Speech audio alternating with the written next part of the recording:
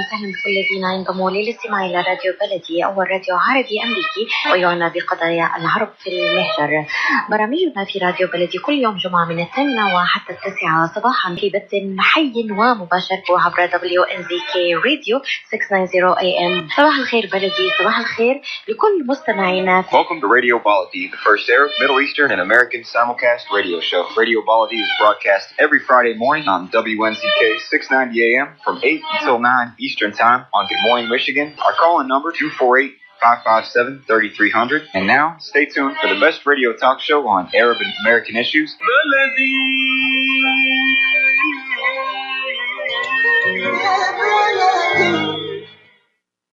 Hello, my fellow Americans. I'm Bill Lipinski, and this is Two Guys on Politics. And the one man that knows more about politics than anybody I know is Mr. Ray Hanania, reporter, columnist, political analysis expert. And I am Ray Hanania. I'm really proud to be on with Bill Lipinski. He's a former congressman. We're going to take a quick break. When we come back, we'll continue the discussion. We'll be right back right after these messages. A car accident can change your life in an instant. As a result of a car accident, you may become unemployed. As a result of a car accident, you may need a lot of medical treatment. People think that insurance companies are on their side. Why? Because they're giving them one or two benefits. Are they giving them all the benefits they deserve? How would one know unless you consult with an attorney? Call the law offices of Jumana Kiruz at 248-557-3645. 248-557-3645. Are you going to start a restaurant or grocery store soon? Do you need floor plans and designs? Call Najee Abood at 734-744-9796. Do you want to buy kitchen and restaurant equipment at discount prices? Call Najee Abood now, 734-744-9796. New Concept Products and Design, the trademark of kitchen equipment. 5% discount on all purchases of $75,000 or more. New Concept Products and Design, new location, 31185 Schoolcraft in Livonia. Learn more at www.newconceptproducts.com. Call Najee Abood, 734-744-9796. Life for Relief and Development has now been rated as one of the best charities for humanitarian aid. Life's humanitarian projects span the globe, and Life is celebrating its 30th anniversary of providing essential life-saving aid to people and communities in 36 countries, regardless of race, color, religion, or cultural background. Where there is life, there is hope. And when disaster occurs here or around the world, including being one of the first responders to the Turkey-Syria earthquake crisis, Life for Relief and Development rushes in to provide food, medical aid, and shelter to those in need. We are looking to help the earthquake victims, and we take 0% overhead on emergency donations. So please help improve these efforts. Learn more about our involvement to help the helpless and bring hope where it's needed most, and make your tax-deductible donation to Life for Relief and Development now at lifeusa.org or call 248-424-7493. That's 248-424-7493. Hello, my fellow Americans. I'm Bill Lipinski, and this is Two Guys on Politics. And the one man that knows more about politics than anybody I know is Mr. Ray Hanania, reporter, columnist, political analysis expert. And I am Ray Hanania. I'm really proud to be on with Bill Lipinski. He's a former congressman for, it was like 22 years, right, Bill? That is correct, 22 years. And because, this is the first time, by the way, it's June 12th, 2025, Season 4, Episode 13, Two Guys on Politics. We're now broadcasting on radio in Detroit on WNZK AM 690 radio. I'll get the schedule from the producers. It'll be 4 or 5 times a week they're going to play the podcast, so people will be able to hear it at different times. But listeners, you can always go to twoguysonpolitics.com, and that takes you to our YouTube channel where all our episodes are broadcast. So you can always reach out to Bill and myself. But Bill, let's introduce you a little bit to the people in Michigan.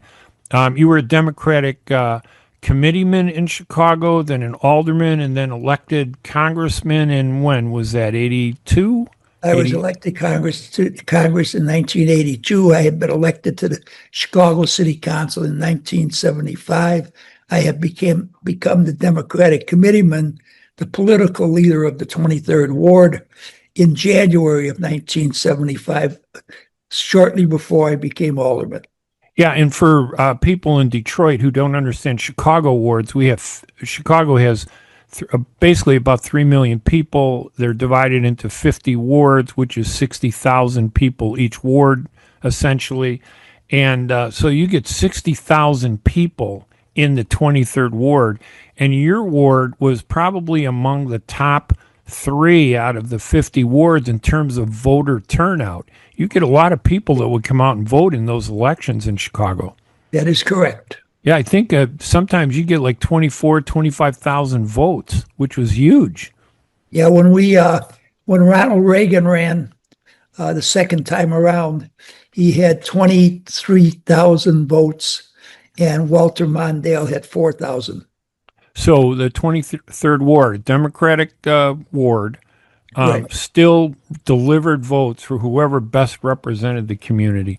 So anyway, Bill and I are both back. We took about a couple months off from our podcast, which is weekly. We tape it on Thursdays in Chicago. And like I said, we're really excited to be on WNZK AM 690 radio. When you go to twoguysonpolitics.com, I'll have an email there. If you guys want to ask any questions for future shows, you email us and we'll make sure to point them out. I'll share them with Bill so that we can talk about them. So we got a bunch of things we're going to talk about today. We got the Elon Musk and Trump feud. We got, is it a protest or a riot in Los Angeles? And we'll talk about Trump's intervention. We have the Trump parade, which is Saturday, June 14th. If you're hearing it before then, obviously, or you may be hearing the show and rebroadcast afterwards, celebrating the 250th anniversary of the U.S. Army.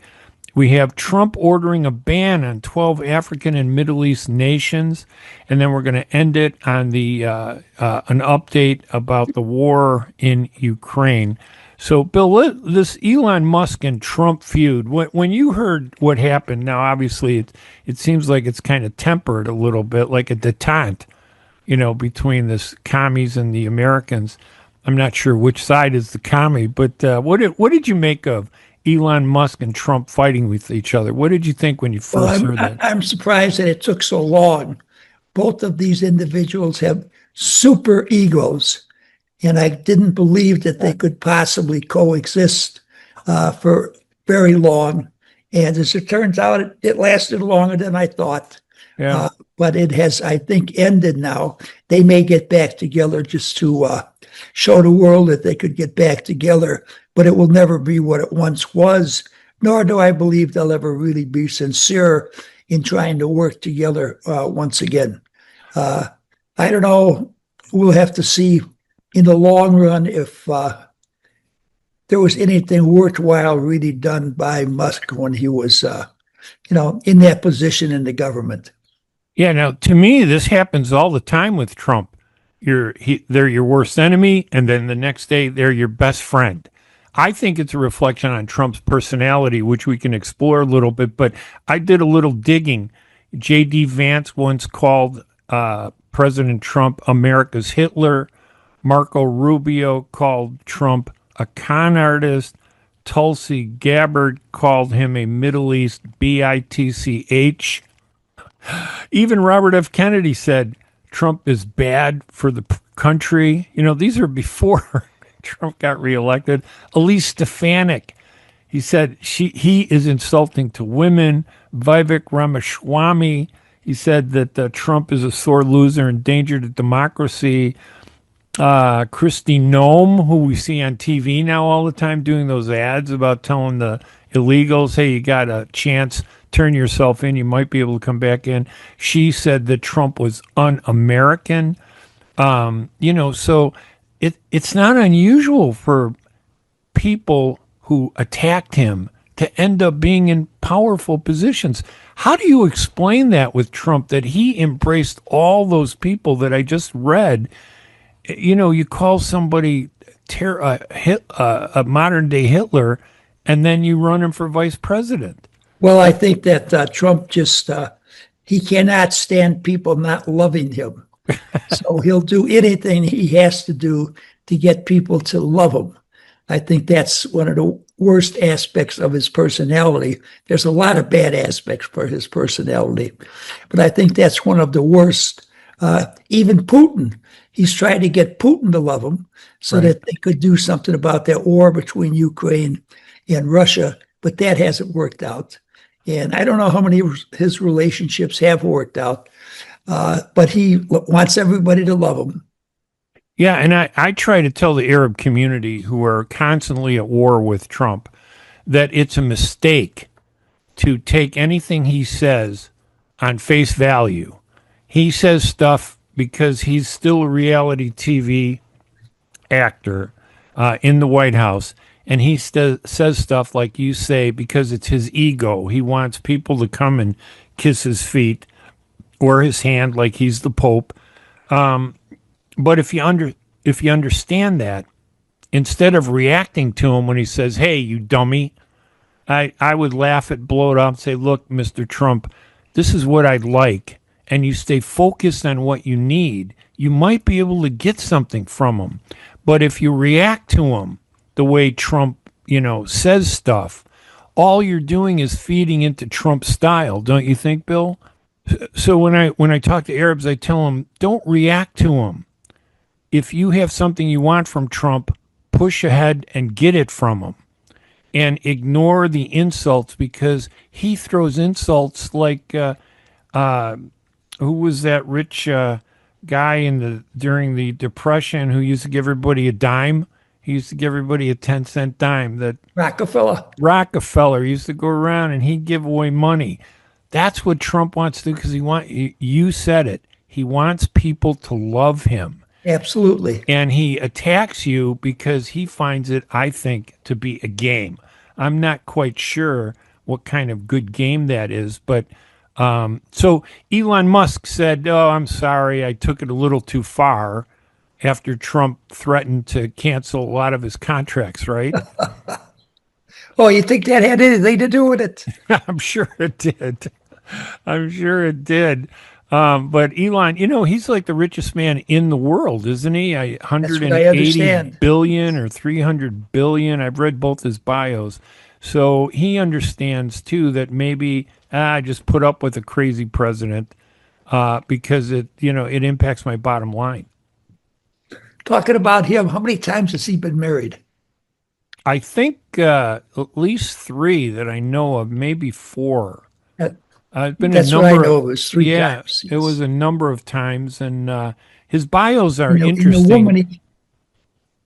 The woman that he has children with at the present time, they're not married. Yeah, they may not be. He's still testing it out. Yeah, well, sometimes if you've had 3 failed marriages, the 4th one probably is better to hold off until time comes. So yeah, that's probably good advice. So the book isn't closed on Elon Musk and Trump. They could become the best friend. Who knows? They may marry each other. They love each other. The next thing you know, they hate each other. They'll love each other. So let's switch over to, we got this Wait, just before we leave that subject, I want to say, I think it's extremely unfortunate that they call each other the names that they do, because I think it hurts the standing, the prestige of the United States of America worldwide. I don't really care what either one of them call each other if it did not harm America. And I believe it does harm America. And that's what concerns me about both of them and what they have to say. Yeah, I agree. It's the image of the U.S. that's probably hurt more than anything. These guys can make up, but nobody will forget the terrible things that were said, just like I was able to list all the terrible things that his cabinet members have said about him before he brought them back into the administration. So Now let's turn to Los Angeles, and there are a bunch of protesters there. And again, I don't know. Is it, in your view, is it a protest or a riot, or it seems like a small part, very small, like about a 4-block area in Los Angeles where there's a problem. Do you think it justified the National Guard and the U.S. Marines being sent there by the president? Well, I guess you've been listening to a lot of left-wing programs because one of their standard things they have to say is it's only a 3 or 4 block area. Right. It's really not, much of Los Angeles whatsoever. Now, if it was reversed, then they would say, oh my God, 4 blocks of a major city being, torn up like that, being in chaos like that. It's disgusting to me how both of these parties, whether they're in or out, whatever is advantageous for them to say, they will say. My opinion is that the protest originally started to be a decent protest. Okay, somehow it got out of control. It turned into a riot. Now, I believe it was necessary to bring in the National Guard. Now, I don't know that Trump really had the power to do so, but he did it. That should be investigated, I think. Right. I'm tired of him skirting the law. We are a nation of laws. He should have to uphold those laws just like anybody else. So that's one thing. The bringing in the Marines, I think, is going far, far overboard. Right. But the left-wing Democrats gave him the opportunity to do this. And what you have to excuse my dog. That's all right. He's sensing some He must support me. The dog must support me. That's right. Bella supports me. Go ahead. What I'm trying to say is that I think that the demonstrations turned chaotic because some people came in to get the situation inflamed that way. But it just played into Trump's hands. Yeah. He got to criticize the governor. He got to bring in the National Guard. And now he brought in the Marines. He's making the situation look like it's the entire city of Los Angeles burning to the ground because the governor and the mayor are doing nothing about it, which is terrible, which is tragic. Once again, those who live in Los Angeles, those who have an objective evaluation of it, see that it is a riot. It has burned cars. It has destroyed property. Some people have been injured. But by the same token, it is in a small, confined area. The response on the part of Trump was totally overboard, but it plays well with his followers. I'm sure his followers think that it's just terrific. He's bringing law and order to that chaotic city of Los Angeles. Yeah. Now, listen, my approach comes down to crime or no crime. If somebody commits a crime, I don't care who you support or who you oppose. You should be arrested, charged, given your, taken your rights as an accused, prosecuted, go to court. And if you're proven guilty, you serve time. If it turns out that you're not guilty, you let them go. What seems to be happening in this country is we don't care about that whole process anymore. So if it happens that we like the protesters, we defend them like the Democrats. They're a good example of what I think is the hypocrisy in this country.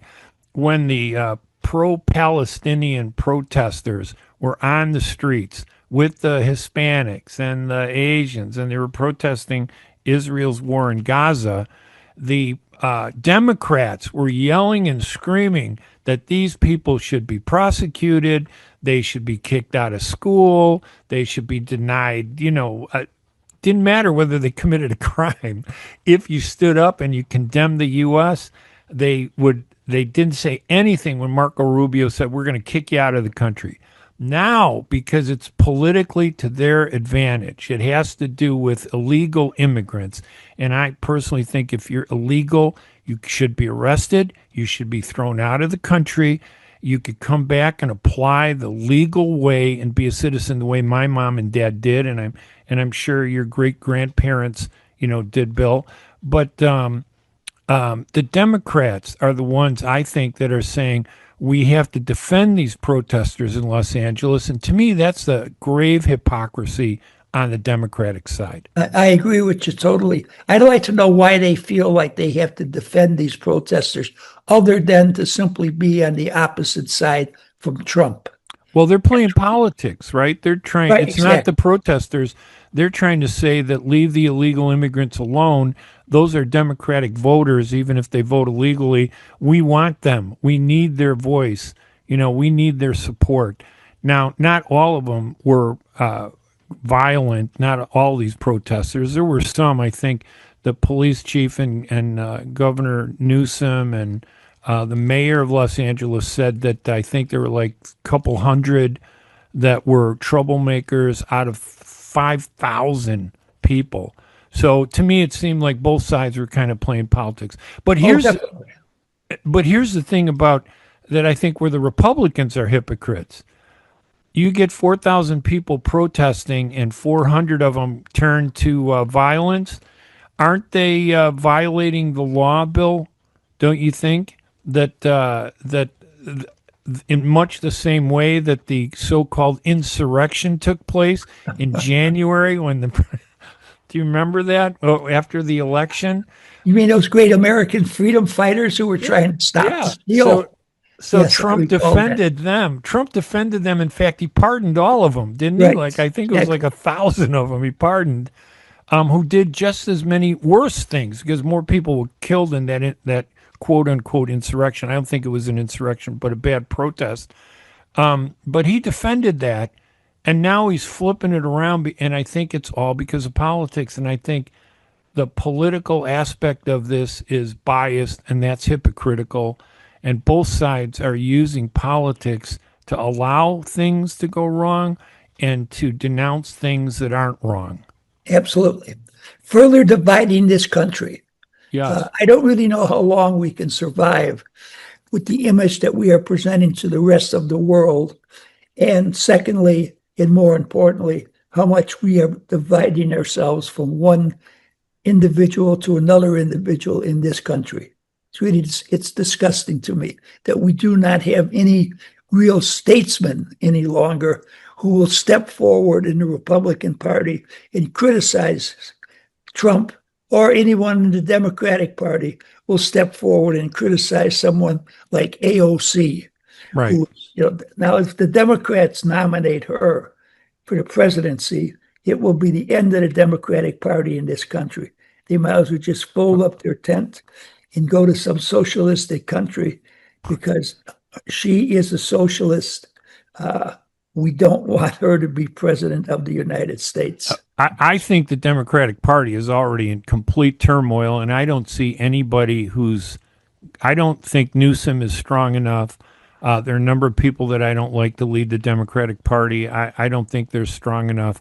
But the real question I want to ask you, Bill, is do you feel that Trump wanted this as an excuse to expand his powers? Because that's one of the big fears people have. His critics think he's a tyrant trying to expand his powers. Well, I don't know about wanting to be a dictator. A lot of people say that. I think he's got the ego, but I think he's got enough sense to realize that's not going to happen in this country. We have a Congress of the United States. Both of them either house could really step up and stop many of these things that he's doing from happening. And I think if he tries to go too far, one of them will finally step up and say enough is enough and halt it. And I wouldn't be a bit surprised if you might get some Republicans move to impeach him if he goes too far out on a limb. Yeah, By the same token, let me say, there are many things that he has done that I totally and completely agree with him on. Right. And I wish he had a better personality so more people would agree with him and what he has done would be more accepted, because I think that's very good for this country. Yeah, I like the crackdown on crime. I think that's really important. I don't like his economic strategy of making tariff threats, huge tariff threats. The cost of eggs have gone up, doubled in price, and then they went down a few pennies. But when you look at the price of eggs, they're still 45% higher today than they were when he started this whole tariff threat issue. So, he can't say that prices have gone down. So the economy thing really worries me with him because that's what hits me directly. Crime does impact us, but not everybody fortunately isn't the victim of crime, but we're all the victim of bad economy. But I think that he really does believe that he could be president for life. And I think that's why he admires, and we're going to talk about this in a little bit, Putin and the Russians. I think he's jealous of what Putin has. Putin serves 12 years and then he decides to give himself another 12 years. And he's a dictator for life. I think that's Trump wants to be a dictator for life. I really think he believes he knows what's best for America, and I don't think he's right. He has some good policies, like you said. Well, I don't care if he thinks he knows what's best for America, and if he did know what's best for America, 2 terms, that's it. I don't want to see that being changed. I don't want to see this country, the country that was founded on life, liberty, and justice for all, turn into a dictatorship. I don't know what would happen to the world if the dictator in America gets along with the dictator in Russia, the dictator in China. What happens to the rest of the world, let alone what happens in our country. Doesn't it bother you, though, when you see him so cozy with the 2 people who want to destroy us, the Xing Zai or whatever his name is in China, and Putin in the new Soviet Union? He is trying to rebuild that Soviet Union. I was just in, I told you I did a trip to the North Atlantic, and we were in some of those countries, Poland, Latvia, Estonia, Lithuania. Those people hate the Russians. Absolutely. Not the Russian people, but they constantly during the tours talk about how the threat of Russian hegemony hangs over them in a threatening shadow. In Poland, that so many people said they were worried about what Putin was going to do, and was America too soft or not strong enough to stand up to him? Are we strong enough to stand up to him, or is I think Trump we're strong making enough. a mistake? The question is, will Putin want to stand up to him, or will he want to side with them? You mean Trump? Trump, yes. Yeah, would Trump stand up to him? I don't think he wants to. I think he thinks it's a game, and he treats Putin the same way he treats Gavin Newsom. He just calls him names, and then he talks to him. And, Elon Musk, he's mad at him one day, and he calms down. And I think the other day he said, "Oh, I understand. He didn't mean a lot of that stuff." So I don't know. This emotional seesaw really concerns me. So, I agree with you on that, Ray. But the people in America had a chance not to vote him into office, and they turned around and did it once again. But by the same token, the Democrats have no one to blame but themselves. They put forth an extremely poor candidate, and a candidate who was a very poor campaigner. So the Democrats have no one to blame but themselves. And unfortunately, the vast majority of the American people had a Hobson's choice. One was worse than the other. yeah. And unfortunately, more people picked Trump. But I would be just as unhappy if we had what's her name now Kamala, as president. yeah. Yeah, perhaps even more unhappy about that. Yeah, I did not think Kamala Harris was a good candidate. I mean, I've already said this publicly. I voted for Dr. Jill Stein as a protest to both. The choice between Kamala Harris and Donald Trump was just horrible, in my opinion. All right, we're going to take a quick break here at Two Guys on Politics, which is broadcasting on WNZK AM 690 radio and is on our YouTube channel, Two Guys on Politics.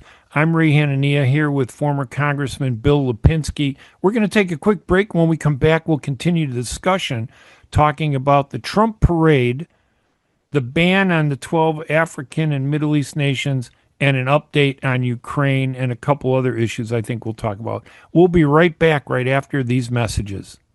A car accident can change your life in an instant. As a result of a car accident, you may become unemployed. As a result of a car accident, you may need a lot of medical treatment.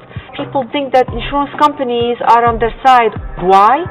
Because they're giving them one or two benefits. Are they giving them all the benefits they deserve? How would one know unless you consult with an attorney? Call the law offices of Jumana Kiruz at 248-557-3645. 248-557-3645. Life for Relief and Development has now been rated as one of the best charities for humanitarian aid. Life's humanitarian projects span the globe, and Life is celebrating its 30th anniversary of providing essential life-saving aid to people and communities in 36 countries, regardless of race, color, religion, or cultural background. Where there is life, there is hope. And when disaster occurs here or around the world, including being one of the first responders to the Turkey-Syria earthquake crisis, Life for Relief and Development rushes in to provide food, medical aid, and shelter to those in need. We are looking to help the earthquake victims, and we take 0% overhead on emergency donations. So please help improve these efforts. Learn more about our involvement to help the helpless and bring hope where it's needed most, and make your tax-deductible donation to Life for Relief and Development now at lifeusa.org or call 248-424-7493. That's 248-424-7493. Ziyad brand. Quality products from our family to yours. Ziyad Brothers Importing offers the finest quality products, including brands like Sultan, Kraft, Nestle, Hook, Rico Picon, Donna, and many more. Ask your retailer to carry these fine products because you deserve the very best. For more information, visit our website at www.ziyad.com. That's www.ziyad.com. Ziyad, quality products from our family to yours. And welcome back, everybody, to Two Guys on Politics here at WNZK AM 690 Radio. We're grateful to the radio station in Detroit, Michigan, for broadcasting our podcast. We do a new one every week on Thursday. Today's show was taped on June 12th, 2025. This is Season 4, Episode 13.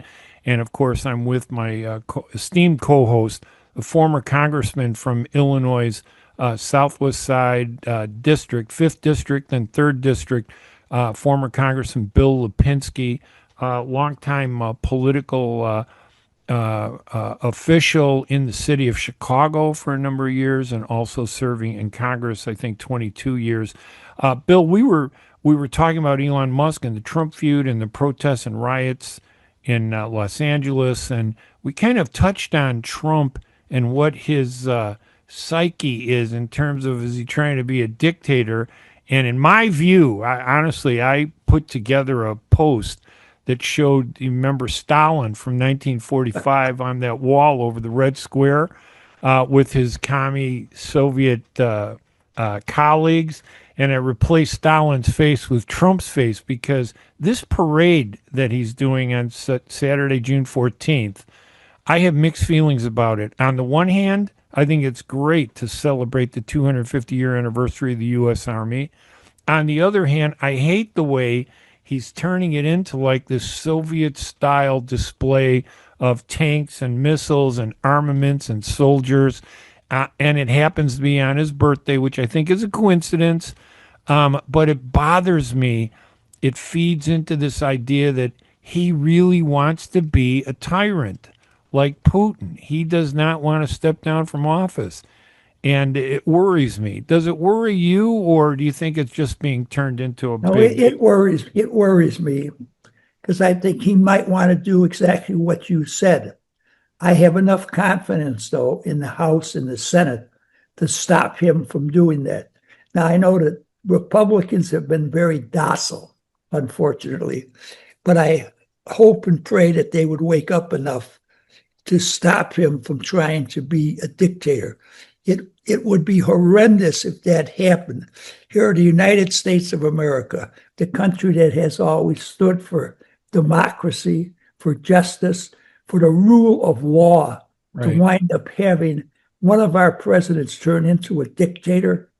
I mean, it would not only be so bad for us, it'd be so terrible for the rest of the world. Because if that happens, then I could see him getting together with Putin, getting together with the Chinese Communist Party, and the three of them decide they're going to rule the world.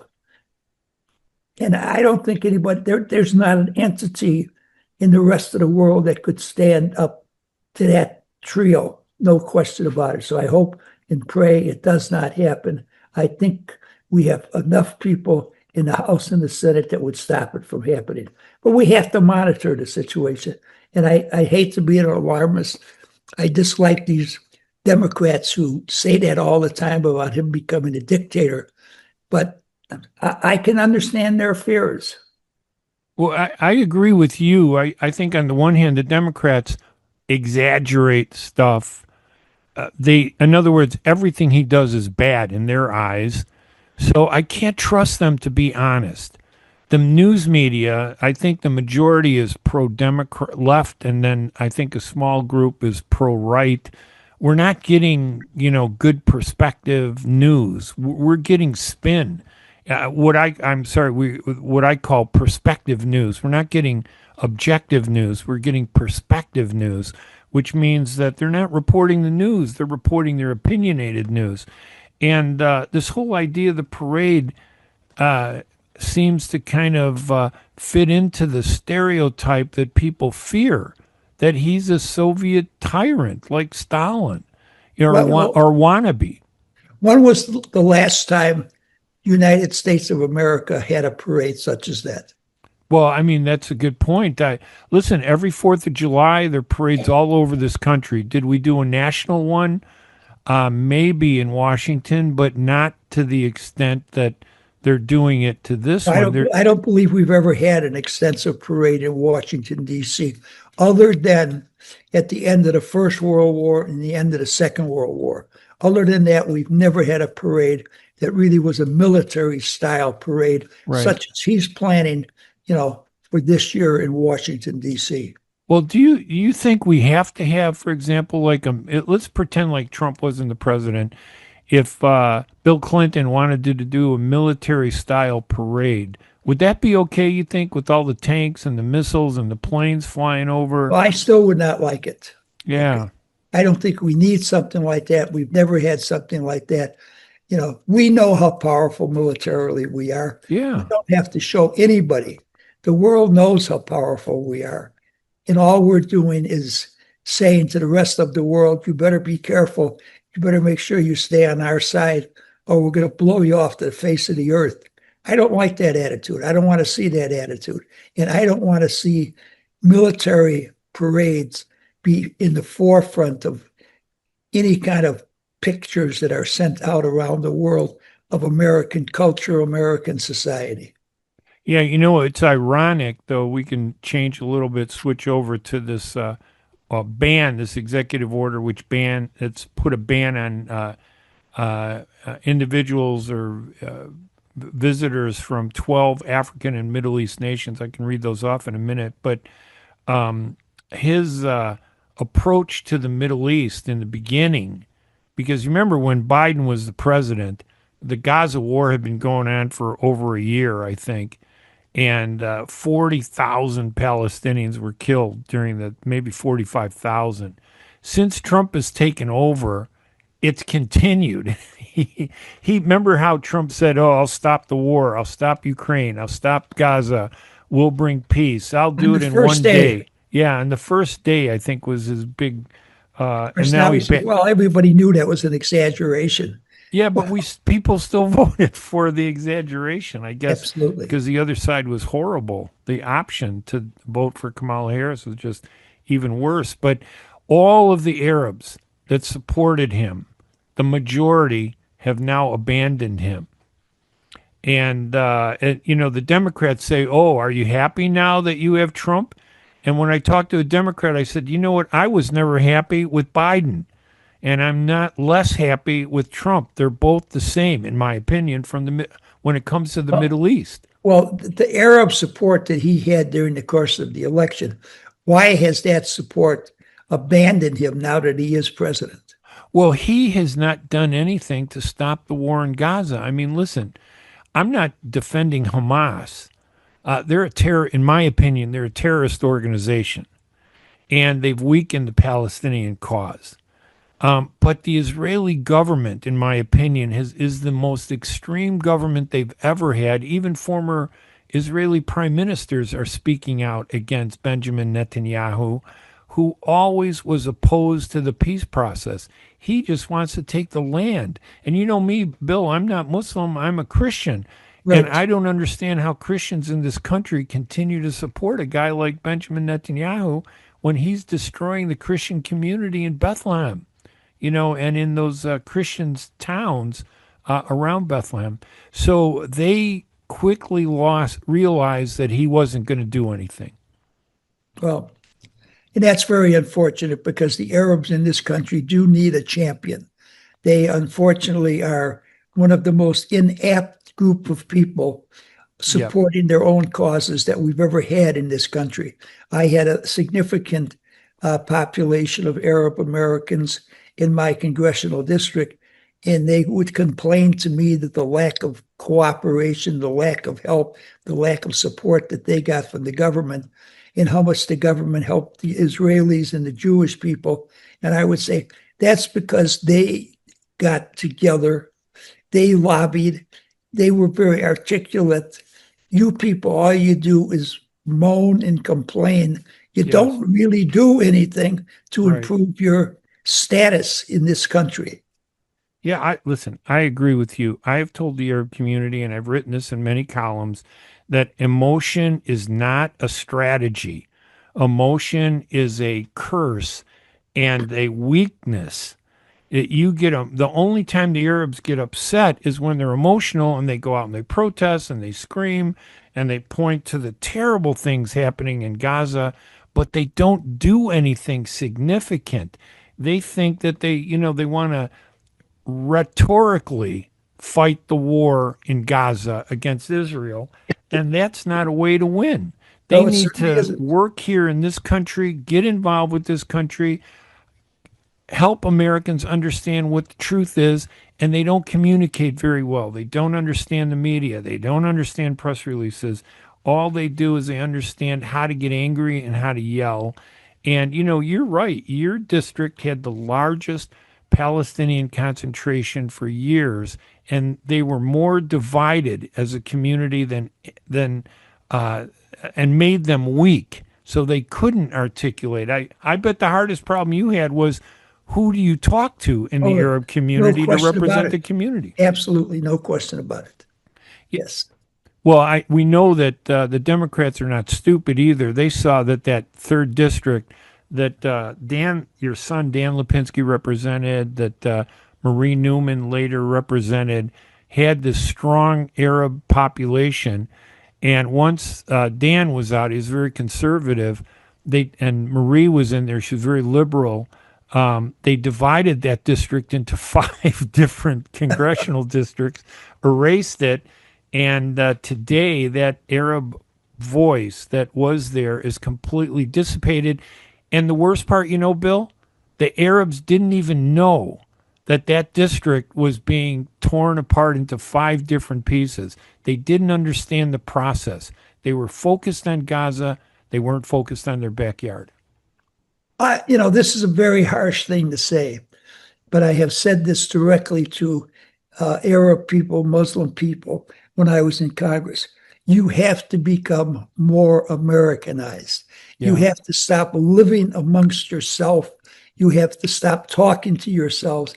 You have to become more Americanized. That's the only way you're going to get your views really taken seriously and perhaps implemented by the American government. Yeah, but they get mad at me when I say the exact same thing. I think you're absolutely right. You want to change American foreign policy? You don't change it from the top. You change it from the bottom. You elect mayors. You elect representatives.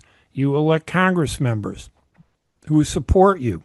You create PACs, political organizations. You get the vote out Now they're doing that in some areas like in Orland Park, and they've done it in Dearborn and Detroit, the greater Detroit region. But those are two small areas of 50 states in this country. It's Yes, not it is. enough. So we don't have a national movement. We have the Muslim community working with themselves, the secular Arab community working with themselves. We got Jordanians working with themselves, Palestinians working with themselves, the Chaldeans who are not Arab. It's a mix. It's like having 25 European countries thinking that they're all going to use the euro and be happy with it. And when I was in Lithuania and Poland and Estonia, none of them seemed happy with the euro or that they were part of the European Union. So it was, I got to be honest with you, we have a hurdle, and there's nobody in the Arab American community that wants to take that challenge on because they're afraid.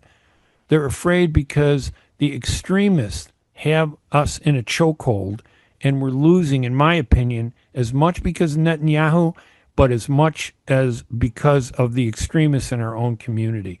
It's just horrible.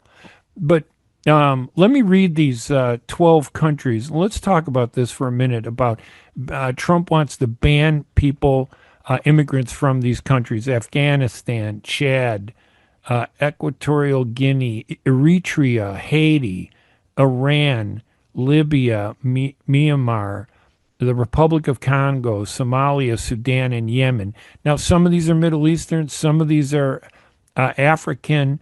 They're not all Muslim countries, but I know that the activists are trying to rally people by saying this is another Muslim ban, but it's not a Muslim ban.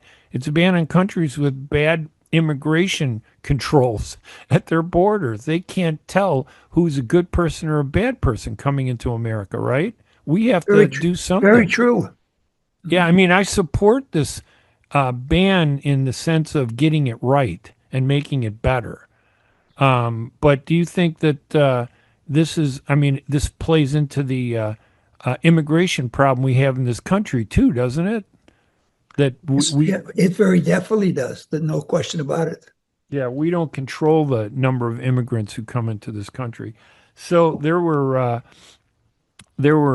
problems like we have I think 30,000 people from Haiti that are whose visas have expired that are in this country.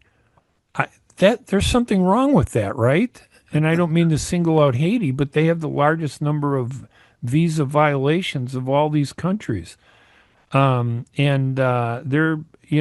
we got to get control of it somehow. And I don't. Well, I think it is almost treasonous what the Biden administration did in allowing so many illegal aliens to come into this country.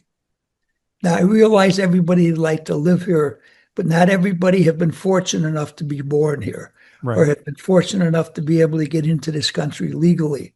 But we have to keep our borders safe. We have to keep our borders so we know who's coming in, how many are coming in, and is it beneficial to our country? And what Biden did, I thought, as I say, I think it bordered on being treasonous.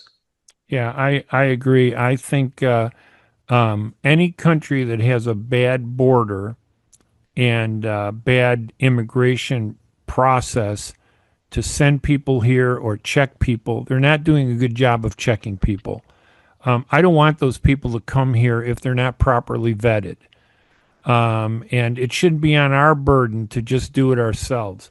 If, for example, if Libya wants people to immigrate to this country, they should do a better job of telling us who these people are and give us the background on them. And that's not being done. They're just coming here. And they're applying for they're not even applying for visas. They're just coming into the country, the Republic of Congo. We don't know who these people are. They have the worst border problems, and they need to be corrected, and I think that is an issue. All right, we have one last topic, which, of course, is it's been almost 4 years, hasn't it? It'll be 4 years this February, right? I'm still flying my Ukrainian flag out in front of my house. Yeah, it's been going on so long, we've kind of lost sight of it a little bit, haven't we? I This think we war, have lost sight of it, yes. And I think that a lot of people in this country still deceive themselves to think that the Ukraine can win. There's no way Ukraine is ever going to win this war. yeah, The longer it goes on, the more they're going to suffer, the more people they are going to lose. I just wish someone could sit down with the head of Ukraine and convince him to cut a deal. They're going to lose some land, but most of that land in the east is really Russian in the first place, because I say those people speak Russian. Most of them feel like they are Russian. So they're going to have to give up some land, but we've got to end this war. We've got to end it as soon as possible. The only way the Ukrainians could ever win would be if we committed ground troops ourselves. right. And I don't think there's anybody in America that is really for that. Yeah, I mean, listen, Ukraine has had some problems in the past. Yes. They're not the best country in the world. But on the other hand, that doesn't mean that the Russians had any right, to invade them a second time. They did No, it, I guess, absolutely. in 2014 and took over the Crimea. They did it, what was it, February 24, 2022, I think. So that's been 3.5 years now, I think. Almost 3.5 years coming up, 4 years this February.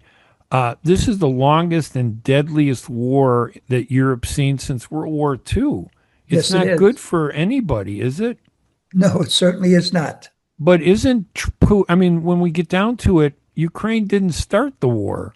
No, they Putin did started not. the war. They invaded. They violated international law. It Well, doesn't seem like Ray, let me just international law interrupt you means for a anything. minute, though. Okay, go One ahead. thing you do have to keep in mind is that there was an American president, and it escapes me right now, saying to Putin that NATO would never take in countries right up to the Russian border. Right. Russia didn't have to worry about it. Well, that wasn't true. Estonia, Latvia, Lithuania, Aren't those recent, Finland. though? Aren't they recent because of this Ukrainian war? No, they're not. No, I mean Poland's been in NATO. NATO for a number of years, the same way with all the other ones. No, there's nothing new. Well, maybe Finland is new, but Right. that's about the only one, and that's one of the more insignificant ones. So NATO, in other words, by allowing. Now, I think that we gave Putin an excuse, okay, for doing this. I think he was looking for a way to do it because he wanted to get back some more territory. In fact, he'd Right. like to get back all of Ukraine into Russia. But, something has to be done to end this war. And I don't see, there's no way short of putting American troops on the ground Right. to get rid of the Russians out of the Ukraine. So you got to cut a deal. And the deal, I think, is going to hurt Ukraine. But unfortunately, sometimes that's what happens in the world. Well, what does being the leader of the free world mean if we're not ready to stand up against tyranny? I mean, we didn't want to fight. I mean, we did hesitate in World War II. We waited. The Yes, whole we did. world was in war except for us and a couple other countries until the Japanese attacked us on December 7th, 1941. And of course, my dad, my uncle, that week they signed up. My dad went into the Army. My uncle went into the Navy. He fought on a battleship in the North Atlantic for 4 years. And my dad served in the Europe with the OSS in the Fifth Army for 4 years. We had to fight, though, right? Because that was a direct attack against us. Do you not think that Putin is really attacking us indirectly by going after Ukraine and NATO countries? Well, I don't know that he's, that's hard to say. I don't know that he wants a confrontation with us. I think he feels that he can really get Trump just to step on the side and not try to stop him from doing the things that he wants to do. And I think he might be right. I don't know. Trump is such a significant problem for us in this country. And I don't really know what the answer is. I wish I did. Yeah. Now, Biden wasn't as strong either. Biden had problems. This war started when Biden was the president. And you have to wonder, did Putin look at Biden and say, oh, the United States is the weakest it's ever been. They're not going to do a damn thing if I invade Ukraine. And he went right in there, invaded Ukraine. And all we did was give them we gave them a lot of money, but we withheld our biggest weapons until only recently, I think. And if it were me, if you were president, what would you do to end this war, Bill? Seriously, what do you think you would do? What do I think? How we end the war? Yeah, if you were president, what would you do? Oh, well, I would tell the Ukrainians, you're going to lose so much land on the eastern part of your country, land that is primarily occupied by people who speak Russian, who think that they are Russian. You're going to lose that, but I'm going to give you a guarantee that if you sign on to the peace treaty, losing that the United States of America, whether you belong to NATO or not, will stand behind you in the future, and you will not lose any land to Russia. That's what I would do. That's how I would handle the situation. So we would make a commitment that if in a peace process like that, where you surrender some of this land, where the people are speaking Russian, that if the Russians go further than that, we would commit ground troops and Absolutely. We would defend them. Okay, Personally, I would agree with that too, but I hate the idea that Putin has managed to survive these 3.5 years. Bill, we're at the end of our time here on WNZK AM 690 radio. For our listeners, this is Two Guys on Politics, broadcast on WNZK AM 690 radio in Detroit, Michigan. Go to our website at twoguysonpolitics.com on the YouTube channel. You'll get our emails there. You can send us your thoughts and questions for future shows. We look forward to talking to you about all the issues. We'll see you again next week. Bye-bye, everybody. A car accident can change your life in an instant. As a result of a car accident, you may become unemployed. As a result of a car accident, you may need a lot of medical treatment. People think that insurance companies are on their side. Why? Because they're giving them one or two benefits. Are they giving them all the benefits they deserve? How would one know unless you consult with an attorney? Call the law offices of Jumana Kiruz at 248-557-3645. 248-557-3645. Are you going to start a restaurant or grocery store soon? Do you need floor plans and designs? Call Najee Abood at 734-744-9796. Do you want to buy kitchen and restaurant equipment at discount prices? Call Najee Abood now, 734-744-9796. New Concept Products and Design, the trademark of kitchen equipment. 5% discount on all purchases of $75,000 or more. New Concept Products and Design, new location, 31185 Schoolcraft in Livonia. Learn more at www.newconceptproducts.com. Call Najee Abood, 734-744-9796. Life for Relief and Development has now been rated as one of the best charities for humanitarian aid. Life's humanitarian projects span the globe, and Life is celebrating its 30th anniversary of providing essential life-saving aid to people and communities in 36 countries, regardless of race, color, religion, or cultural background. Where there is life, there is hope. And when disaster occurs here or around the world, including being one of the first responders to the Turkey-Syria earthquake crisis, Life for Relief and Development rushes in to provide food, medical aid, and shelter to those in need. We are looking to help the earthquake victims, and we take 0% overhead on emergency donations. So please help improve these efforts. Learn more about our involvement to help the helpless and bring hope where it's needed most, and make your tax-deductible donation to Life for Relief and Development now at lifeusa.org or call 248-424-7493. That's 248-424-7493.